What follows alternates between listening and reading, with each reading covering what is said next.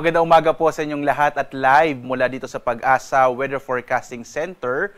Narito na ang lagay ng ating panahon ngayong unang araw sa buwan ng Disyembre, ngayong araw ng Lunes. Sa ating latest satellite images, makikita po natin, patuloy pa rin, narito pa rin yung bagyong tinawag nating Berbena o si Tropical Storm Koto na huli nating namataan na sa 480 kilometers northwest ng Pag-asa Island. Pero hindi naman ito nakaka-apekto pa sa anumang bahagi ng ating bansa.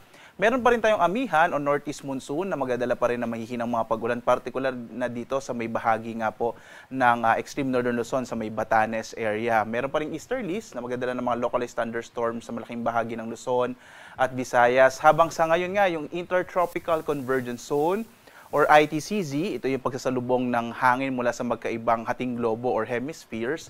Ito yung magdadala ng mga pag-ulan naman sa silangang bahagi ng Visayas at ng Mindanao. Kaya ngayong araw po, posibleng ang mga pag-ulan mula mahina hanggang sa katamtamang mga pag-ulat, kalat na mga pagkilat pagkulog sa eastern section ng Visayas at dito sa may Caraga at Davao Region.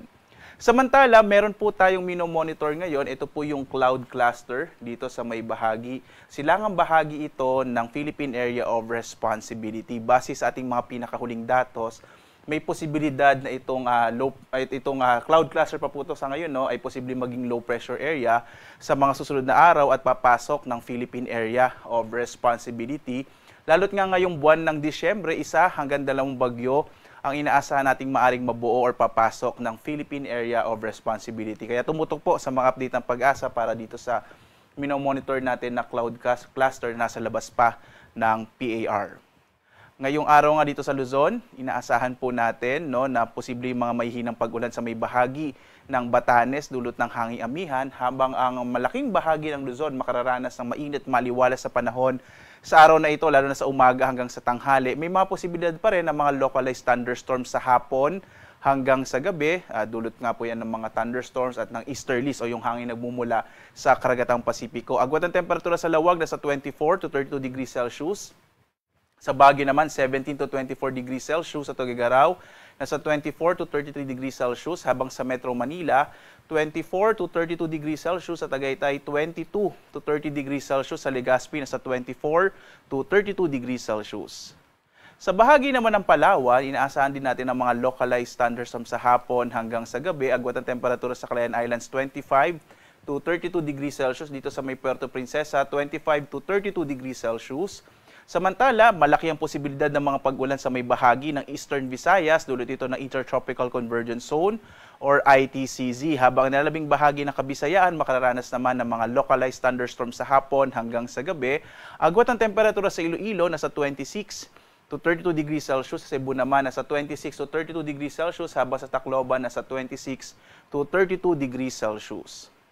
Sa Caraga at Davao Region, inaasahan din natin ang mga pag-ulan sa araw na ito. Dulot ito ng Intertropical Convergence Zone or ITCZ. Habang nilalabing bahagi ng Mindanao, makararanas ng bahagyang maulap hanggang sa maulap na kalangitan na may mga pulupulong pag-ulan, pagkilat, pagkulog. Agwat ang temperatura sa Zamboanga, nasa 25 to 34 degrees Celsius. Sa Cagayan de Oro naman, 26 to 31 degrees Celsius. Habang sa Davao, nasa 26 to 32 degrees Celsius.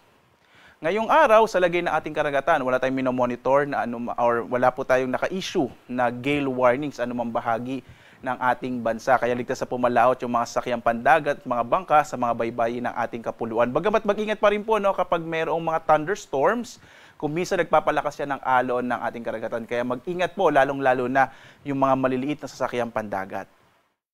Narito naman yung ating inaasahang magiging lagay ng panahon para sa linggong ito. Makikita po natin by tomorrow, malaking bahagi na ng Mindanao ang makararanas ng mga pag-ulan dulot ng Intertropical Convergence Zone ITCZ.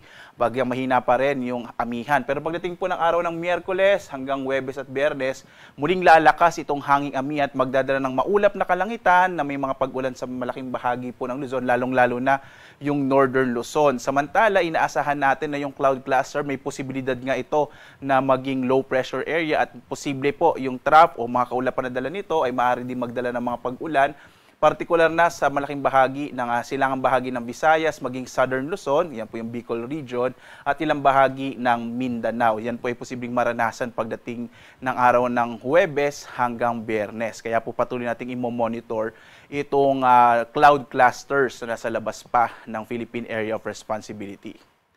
At ngayong buwan nga po ng Disyembre, inaasahan natin, no, kadalasan po yung mga bagyo ay tumatama naman or dumadaan dito sa may Visayas hanggang dito sa may hilagang bahagi ng Mindanao, or minsan po ito ay nagre-recurve, no, or di na tumatama sa ating bansa.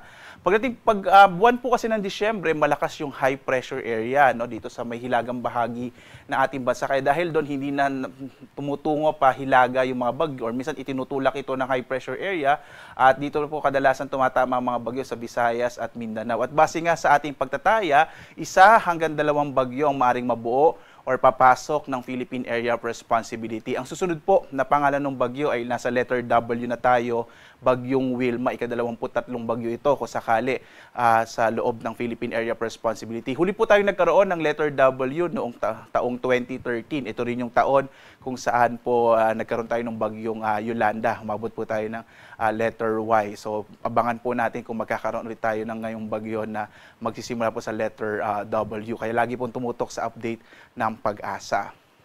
Ang araw ay sisikat mamayang 6:05 na umaga at lulubog, ganap na 5:25 ng hapon. At sundan pa rin tayo sa ating iba't ibang mga social media platforms, sa X, sa Facebook at YouTube, at sa ating dalawang websites, pag-asa.doc.gov.ph at panahon.gov.ph. Dito po sa panahon.gov.ph, makikita nyo po yung ating latest update sa mga thunderstorm advisories, rainfall information, heavy rainfall warning, at maging general flood advisories. Sa buong bansa, nakamapa po iyon real time, kaya ma-update po kayo lagi kapag bumisita po kayo sa mga websites ng Pag-asa. At live na nagbibigay update mula dito sa Pag-asa Weather Forecasting Center. Ako naman si Obet Badrina. Maghanda po tayo lagi para sa ligtas na Pilipinas. A blessed week po sa inyong lahat. Maraming salamat sa inyong pagtangkilik.